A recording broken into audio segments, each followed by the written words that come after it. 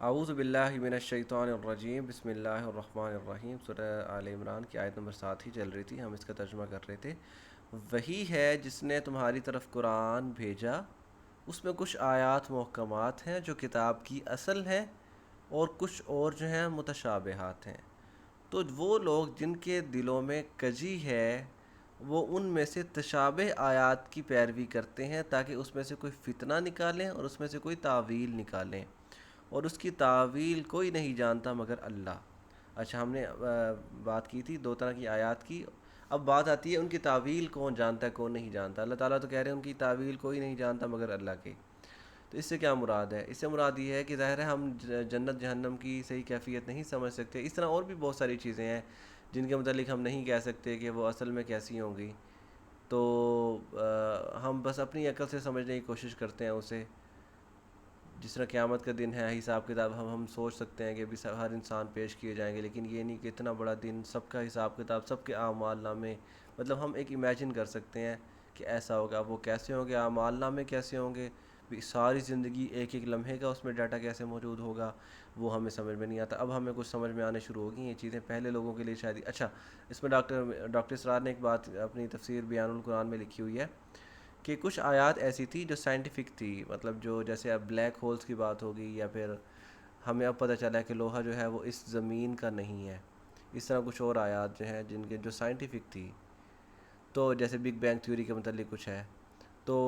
وہ اس وقت کے لوگوں کو سمجھ میں نہیں آئی، تو ان لوگوں کے لیے وہ مطلب وہ نا صحیح سمجھ میں نہیں آ رہی تھی، لیکن اب جیسے جیسے وقت گزرتا جا رہا ہے ویسے ویسے لوگوں کو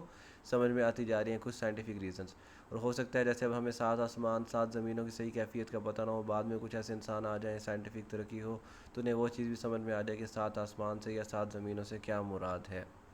تو ان کا تعلق نہ محکمات سے ہے نہ متشابہات سے ہے، ان کا تعلق ان دونوں سے بالکل نہیں ہے۔ تو وہ ان کا مطلب یوں نہیں کہہ سکتے کہ اس کی تعویل کوئی جانتا ہے کوئی نہیں جانتا۔ اصل میں جو بات ہو رہی تھی کہ یہ جو جنت جہنم کی کیفیت یا اس طرح کی، ہاں میں بتا رہا تھا میموری کارڈ کی بات ہو رہی تھی، کہ ان لوگوں کے لیے شاید یہ چیز سمجھ میں نہ آتی کہ بھی ایسے اتنا سارا ڈیٹا، یہ چیزیں چھوٹی سی جگہ، مطلب یہ کیسے وہ کر سکتے ہیں بھی، مطلب اتنا ساری زندگی ایک ایک لمحے کا ریکارڈ کس میں؟ اب ہمیں سمجھ میں آتا ہے ہمارے پاس میموری ہیں، چھوٹی چھوٹی چپس ہیں جن میں اتنا ہیوی ڈیٹا سٹور ہو سکتا ہے، تو ہمیں وہ چیزیں سمجھ میں آ سکتی ہیں۔ اور جو سب لوگوں کے سامنے دکھایا جائے گا وہ کیسے دکھایا جائے گا؟ اب ہمارے ہاں پروجیکٹر اور یہ ویڈیو، یہ چیزیں ساری ہمیں نظر آ گئی ہیں، تو ہمیں پتہ چل جاتا ہے یہ چیزیں، مطلب کچھ کچھ سمجھ میں آنا شروع ہو گئی ہیں۔ تو بہرحال اللہ تعالیٰ نے بتا دیا ان کی تعویل جو اصل جو متشابہ ہیں، اور وہ یہ نہیں ہے کہ وہ مطلب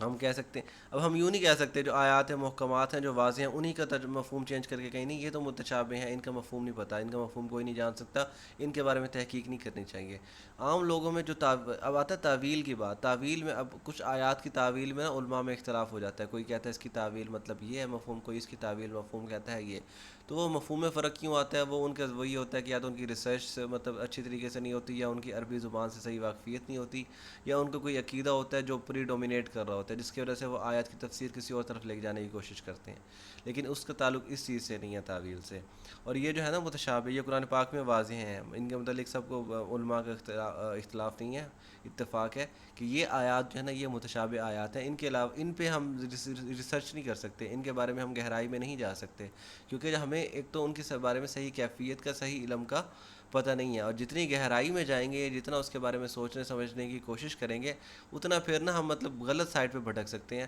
مطلب غیر اہم چیزوں کے متعلق مطلب ہم کیوں، جب ہمیں ایک چیز حکم دیا جا رہا ہے کہ ایسے نہیں ایسے کرو، یہ نہیں یہ کرو، ہم وہ کام کریں گے نا۔ جو چیزیں جن کا مفہوم کسی کی سمجھ میں نہیں آ رہا ان سے متعلق ہم کیوں ریسرچ کریں،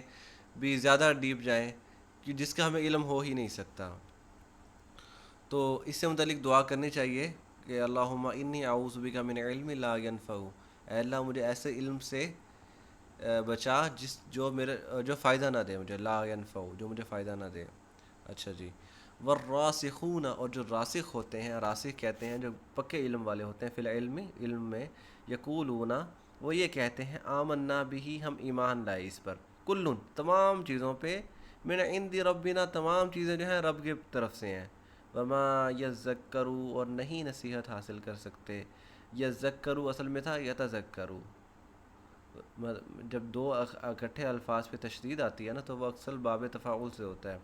یذکروا یتذکروا تھا، اس کا مطلب ہوتا ہے نصیحت حاصل کرنا، اور نہیں نصیحت حاصل کرتے الا مگر اولو الالباب، دماغ والے، عقل والے، اور اس سے وہی نصیحت حاصل کرتے ہیں جو عقل والے ہیں۔ اس کا کیا مطلب ہے وہ ہم آگے پڑھتے ہیں اگلی آیت میں، اگلی ویڈیو میں۔ وما علینا الا البلاغ المبین۔